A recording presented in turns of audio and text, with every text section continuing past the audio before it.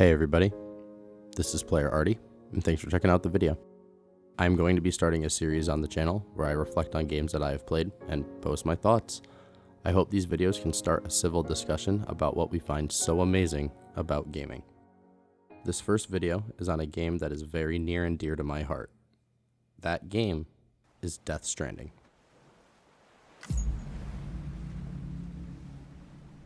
This is your official spoiler warning. This is not a story analysis, but I do go over some basic plot details that I need to in order to get my point across in the video. Side note, all trailers and cutscenes have been edited by me to keep the time down. Death Stranding was announced at E3 2016, and it was the legendary game creator Hideo Kojima's first game since his messy departure from Konami and the Metal Gear Solid franchise back in 2015. Hideo Kojima took his name and legacy and started his own office named Kojima Productions. He also got a new game development team and funding from Sony. So to say there was hype surrounding the announcement of Death Stranding is an understatement. The first trailer was weird and cryptic. It shows a man, played by Norman Reedus from Walking Dead fame, on a beach. The man then finds a baby, who then proceeds to cradle it in his arms as he cries, when suddenly the baby disappears and becomes some form of entity. It then leaves black baby-sized handprints on his thighs as it walks toward the water. The man notices something is watching him, and as he stands up and looks out, he sees floating figures in the sky. The game's logo appears, and the scene cuts to black. The internet wasted no time in getting to work analyzing the trailer. There wasn't anything that was skipped. Everything was looked at, from all the visuals to the choice of the song. There are always a few clues in a Hideo Kojima game trailer, so the internet wasn't researching for no reason. Kojima is known for having obscure trailers and leaving breadcrumbs for watchers to follow them to get an idea of what's happening. Kojima did the same thing with Metal Gear Solid, so to expect him to do anything different for Death Stranding isn't unreasonable. Unfortunately though, anything that the internet came up with was pure speculation, created out of pure hype for a game created by the legendary Hideo Kojima. Over the next couple of years, from 2016 to 2019, we received a handful of trailers, all of which were also analyzed on Reddit, and information about the game started coming out. Just like Metal Gear Solid before it, Death Stranding was also going to be an extremely story-heavy game, and have cutscenes akin to full-blown Hollywood blockbuster films. Because characters and acting is one of the strongest points of a Hideo Kojima game, fans were anxious to know who the cast was. A short while later, we got the cast list, and boy was it special. The game stars some of the best actors in Hollywood, as well as some top-tier voice actors. Norman Reedus, Leila Adu, Tommy Earl Jenkins, Margaret Qualley, Troy Baker, and even the fantastically excellent Mads Mikkelsen. So, we have a legendary game creator, an amazing and talented cast, a new studio, and development team. The hype train for the last few weeks leading up to the launch of Death Stranding was unstoppable. Anybody who knew about Hideo Kojima and his legacy had their eyes glued on this game, waiting in anticipation to dive into this new world. Death Stranding launched worldwide on November 8th, 2019, and I was waiting at midnight to play, and when I loaded up the game, I fell in love almost instantaneously. The game starts with an amazing soundtrack by a music group called Low Roar. It is calming, but somber, and fits the mood perfectly. We are also shown some standstill in-engine pictures that looked so convincing I thought I was looking at pictures of actual landscapes for a second. I hadn't even been playing for 30 seconds and I'm already hooked, just from the art style alone. As the music continues, we catch up with a man on a bike who is driving very fast across a dark and rocky landscape. We discover that the man is fleeing some type of acidic rain, because he watches a bird get caught in the rain and fall to the ground and decay in just a few seconds. Needing to get out of the area and find some shelter, the man looks to jump a gap with his bike between a couple of mountains, but not before seeing black goo human handprints chasing after his bike. The man takes the jump and ends up hitting a woman and crashing out. The man comes to, and his bike falls off the cliff and ends up stuck in the rain alone. Oh, great. Thankfully, there is a cave nearby to take shelter. It is here we are formally introduced to our player character, Sam, who is played by Norman Reedus. Sam drops a picture he is carrying and goes to retrieve it. Sam freezes as his skin begins to turn red and the hair on his arms start to stand up. Looking down, Sam notices a black handprint appear in front of him. Then, seemingly out of nowhere, we are then met strangely by the woman we just hit with our bike.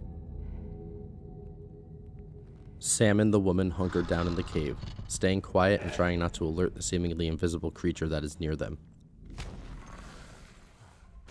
After a tense moment and we are safe, the lady reveals herself to be a girl named Fragile, played by Leila Adu. Fragile and Sam exchange some words which boil down to Sam rejecting an offer to work for Fragile at her delivery company, Fragile Express, to deliver packages to her clients. Sam, who works for a different company, Bridges, walks away and continues with his current delivery. After the cutscene, we are given control of Sam and are given time to learn the controls at our own pace. You progress through the area, and as another amazing piece of music comes on, you learn about your stamina and endurance bar, your health bar, and how to scan the terrain for the easiest passage. Upon arriving at your destination, you deliver your cargo and find out you have a new job to undertake.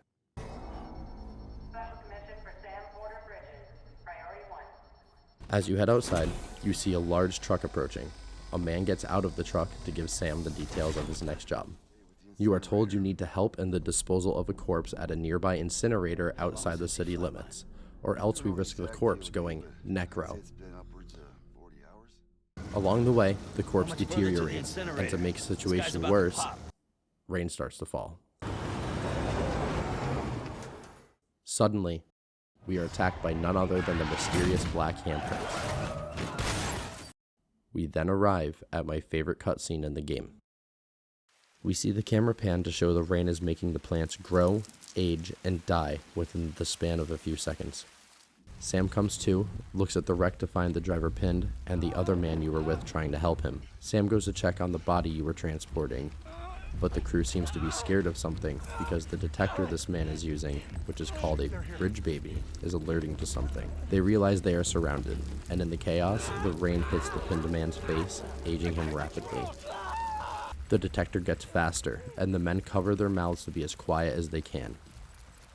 Then suddenly, a black handprint appears. Moments later, the body Sam was transporting disappears into black goo, and a shadow appears above it. It then starts moving with those all too familiar black handprints. The man under the truck gets pulled away by the handprints, and his friend puts him out of his misery. The second man is then grabbed by the supposed shadow. He is lifted up and consumed by this mysterious and massive creature.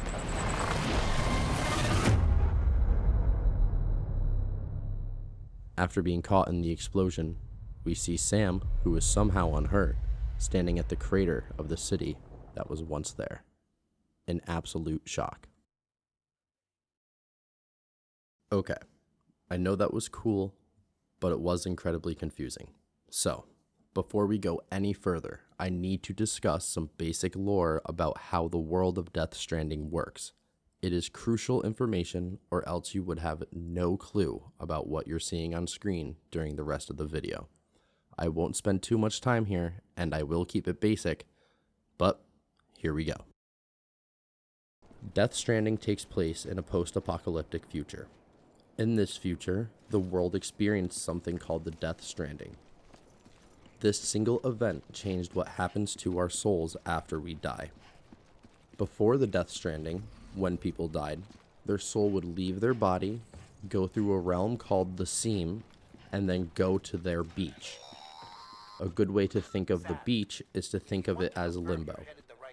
After the soul gets to the beach, they move on to whatever comes afterwards. But after the Death Stranding, that process changed. The soul of the deceased person would move through the Seam onto the beach and isn't able to pass on to the afterlife. so they inevitably become stranded. With nowhere to go, the soul moves back through the seam and into the world of the living. The spirit then finds its now deceased corpse and tries to become one again. But for some reason, when the spirit finds its body, the body necrotizes and becomes black goo, and a floating being of antimatter takes its place. This antimatter being, which is called a beached thing, or BT for short, is the soul of the body still trapped in the world of the living with no clue how to get back to the beach, so it lingers around the site of its death. The black handprints are the BT's attempt to try to contact humans because they are alone. Unfortunately, when the BT, which is comprised of antimatter, makes contact with a living person, which is made of actual matter, a void out occurs. A massive explosion, the size of a nuclear weapon, and sometimes bigger, that vaporizes and destroys anything in its radius.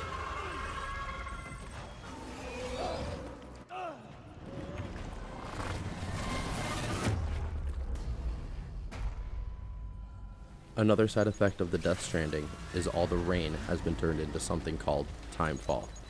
Timefall is rain like any other, except when it comes into contact with a living organism, it ages it rapidly. You see in this cutscene plants growing and dying in a matter of seconds, as well as this man's face aging from being around 35 to looking like he's elderly. Before people started to understand what was happening, there were mass casualties. People were forced to settle down in new cities built outside of BT territories. People were safe for now. But then came the problem of logistics. With everybody hunkered inside because of the chaos and death outside, the supply chain came to a screeching halt. Timefall have made crops impossible to grow, and with BTs lurking around practically everywhere, no goods were able to be moved around the country. But through years of trial and error, and through many lost lives, a very small and select few people learned to brave the outside and start delivering packages to those who needed them. This is where your player character comes in. Sam, your player character, is called a porter, and you are one of the brave souls that goes outside. Now that we have a better understanding of the lore, we can continue with our journey. Don't worry, I'm not going this in depth for the entire game because I think this game is incredibly special and should be experienced by everyone, either through playing the game yourself or by watching the movie of the game on YouTube. So, to quickly recap where we are after that massive information dump I just gave you, we are joining Sam right after he looks out over the crater created by the Void Out. Sam wakes up in a private room at a strange facility, and we are introduced to a character called Dead Man. His character model is modeled after Guillermo del Toro, and he is voiced by Jesse Cordy. Sam is told by Dead Man that he needs to deliver morphine to the President of the United States, who also happens to be his mother. Very good. During a cutscene, we are briefly introduced to Die Hard Man, who is played by Tommy Earl Jenkins. In the same room is Sam's mother. Unfortunately, the morphine wasn't enough to save Sam's mom, and she passes away. Sam is then told to bring her body to the incinerator so that her soul does not return to the body and create a BT. It is at this point we are introduced to this game's main mechanic, walking and terrain navigation. As you are tasked with carrying the body, you notice when you turn, the controller vibrates and your character loses his balance. And to correct it, you have to pull the correct trigger button on your controller to stabilize him. Your cargo in this game has weight. If Sam is too heavy or loses his balance by going over some uneven terrain and you don't react in time, you will fall, which will damage your precious cargo.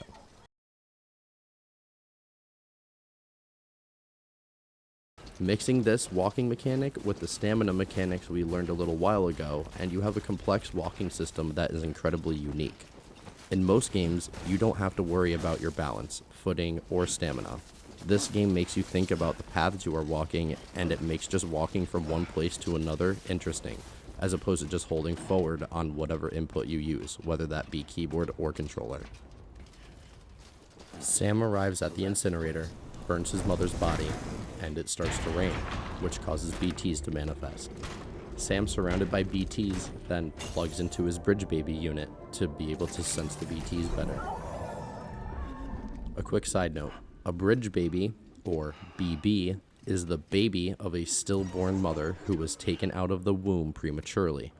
In the world of Death Stranding, this proved useful for detecting BTs because the baby is neither living nor dead.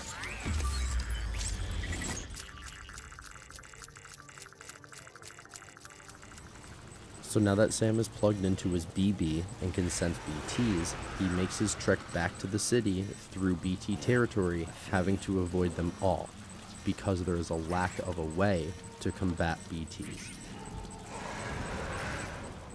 After Sam gets back and rests up after his long journey, he is told to meet Die Hardman and his sister Amelie for a meeting.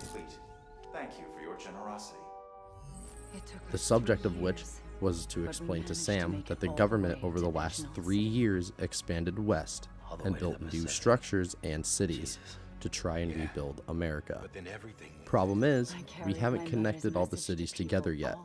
They are all without contact to each other, besides for the occasional visit from porters. Die Hardman and Amelie try to convince Sam to take a trip west to connect all the cities using something called the chiral network, and to save his sister on the west coast who has been captured by terrorists. This ultimately works, and Sam begrudgingly agrees, only to save his sister. But I'll do what I have to help Amelie out. With an objective ahead of you and a baseline understanding of the game's mechanics and story, the game takes off the training wheels, stops holding your hand, and sets you free to do whatever you want. You are given basic tools to help you get around, like a climbing anchor and ladder. This first section of the game has a lot of flat green areas dotted with hills and rivers. This area is essentially a giant tutorial and testing zone. There are only 1 or 2 places that beached things can attack you, and there is a rogue enemy faction that tries to steal your cargo. But other than those threats, you will have no trouble battling the terrain itself. This area can seem very plain, and it is, because the game is letting you come to grips with its unique walking and traversal mechanics.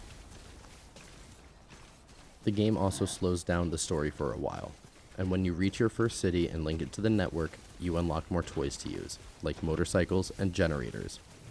You gear up for your next set of deliveries, walk outside, and get to start experiencing what the best part of this game is, the strand mechanic. For those unaware, Death Stranding is a unique kind of game that Kojima has dubbed a strand game. Death Stranding is a single-player game with a very unique online component. For example, if I need a ladder to get up this mountain, I can go and make a ladder, bring it to this cliff, use it, and then leave it there. And that ladder has a chance to spawn for another player in their world already deployed. Meaning that the player that stumbled across your ladder does not need to bring a ladder to scale this cliff. These structures can also be liked, and you can also like other players' structures in return. There is no better feeling than getting a ton of likes from somebody that used a structure you put down, because you know whatever structure they used really helped them. This mechanic, again called the strand mechanic, is what I find so addicting about Death Stranding. As I got more likes from players liking my structures, I wanted to help even more, so I went out and set up structures where they were most needed and upkept them to make sure they were there for other players to use, all while helping me at the same time because I was walking the same paths in my own game as well. The game also spawns lost cargo that is strewn about the game world for you to pick up and return to its intended destination and get rewarded. Another layer to the strand mechanic is, say, Bob finds some lost cargo and it's too far away for him to go, but he brings it halfway and leaves it there. That cargo then has a chance to spawn in for other players at the same base in their own game. So Jack can take Bob's cargo and bring it to its intended destination. They both walked halfway, so they both get rewarded. Essentially, anything you do in your world has a chance to happen to other players, even though you don't see the other person directly. You can't see other players' structures or cargo all the time though. The strand mechanic is a mechanic that only activates once you bring the area you are in online to the chiral network. Meaning, if it's your first time through an area, you have to buckle down and do it yourself. because it is only once you reach the outpost and connect it will other players' structures spawn. After a few store deliveries, you finally develop a weapon to fight the BTs, and you arrive at a place called Port Knot City. Your goal is to cross the tar lake that was created by the first void out to deliver supplies to people on the other side. But as you get ready to cross, you come face to face with a mysteriously powerful man, Higgs, who is played by Troy Baker. He taunts you, throws some story jargon at you, and thrusts you into a boss fight with a massive BT.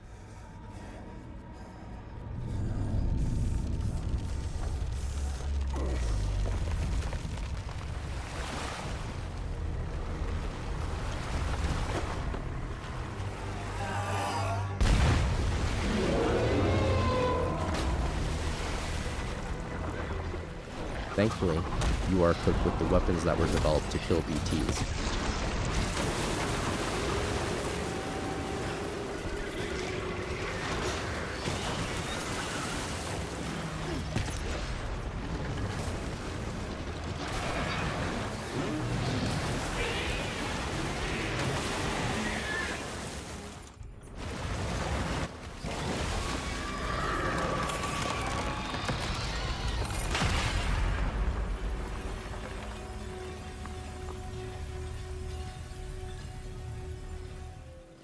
After slaying the beast, we cross the river and get some backstory on Fragile and her motivations. He's the leader of a separatist group. We arrive at the second area of the game, the Central region. In this region, you are officially out of the tutorial area and the game will now hold nothing back. This section also introduces you to a ton of new things to use that will help make your deliveries easier. To name a few, you get access to cargo sleds and trucks that will help you move more cargo. And you also get fully automatic, non-lethal assault weapons to deal with those pesky raiders that are trying to take your cargo.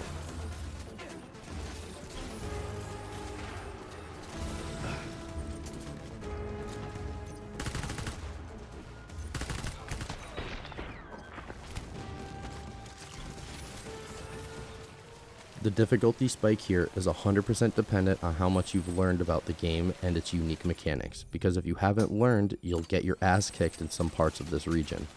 The goal here is the same as the last, link people together and bring them their deliveries. And let me tell you, you can spend a lot of time in this area before you progress the story, which is what I ended up doing. I spent about 15 hours in this area before touching a single story mission. The entire time, I was just building structures, doing deliveries, delivering lost cargo, farming as many likes as I can because I enjoyed the feeling, and all of it I tried to do as fast as I could. I fell in love with the gameplay. Having to take care of this cargo with all the threats out there like the BTs and raiders was exhilarating to me. My cargo started to show up in better condition, and over time I learned to take perfect care of it, and boy am I glad to do so early. After doing a ton of side content, I finally continued with the main story. It is here in Chapter 4 that the game's story starts opening up and giving you some answers. This video is not a story analysis, because if it was, we would be here for a couple of hours, so let me say what I have to say about the story of Death Stranding before proceeding on to talking about the gameplay that takes place after the halfway point. Death Stranding's story is, honestly, one of the best stories I have ever had the gift of enjoying. The game shows its true cinematic nature with great camera work, visuals, acting, and audio design. The Decima engine that was used to create the amazing graphics of Death Stranding made facial animations incredibly realistic. And those animations, as well as the masterfully done music, also help sell the plot, which is filled with mystery, twists, and some serious gut-wrenching moments. Unfortunately, at this point, I cannot continue to talk about the story because you really need to see it for yourself. After more story missions and some side deliveries, you start to think you've mastered this game and its obstacles, and then the game throws a wrench at you and makes you climb the giant snowy mountain that's been staring you in the face ever since you arrived in this region. While going up and over this mountain, you will have to fight enemies, manage your stamina, and use your resources sparingly. The mountain is the most treacherous part of the journey, and this part of the game stands out in spades for me, because I began asking myself, Should I return this cargo to its intended destination? Or should I leave it at a closer outpost and get less rewarded? Or do I turn back? And things of that nature. You may also get halfway to your destination, need new shoes, and realize that you forgot them. And then you have to use the knowledge you learned from previous areas, such as using some of the local plants to makeshift shoes in order to make it through safely. It is fantastically done, and it is by far my favorite section of the game. My first time playing Death Stranding, when I hit this point, because I was so heavily invested in the story, I stopped playing how I was. I stopped taking on every order, I stopped making sure my network of structures were running and being efficient. I genuinely did nothing but story missions until I hit the credits. The game's story just sucks you in like a black hole. Everything is explained. The handprints, the babies, why the Death Stranding happened in the first place, and how it's happening in the first place. You see, I've come to understand the truth of the Death Stranding. And the game does not let up for the next 6 hours or so. You go through some incredible set pieces, meaningful boss battles, and great gameplay moments. And the ending of the story has a few twists, and yes, there are multiple, that I never saw coming and surprised the hell out of me.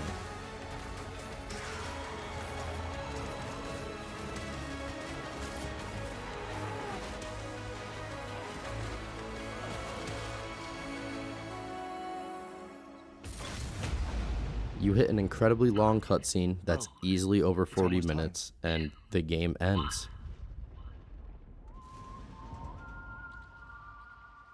The credits roll. The game kicks you back to before the final mission to do any completionist content, but after an incredibly fun but long 50-hour playthrough, I put the game down and just pondered on what I played. And it is only now, after almost 4 years, that I have come to a conclusion on Death Stranding.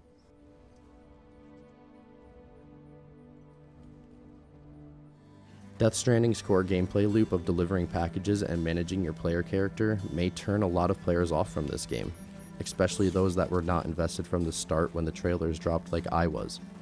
Death Stranding is not a perfect game, and it isn't for everybody. And it doesn't have to be.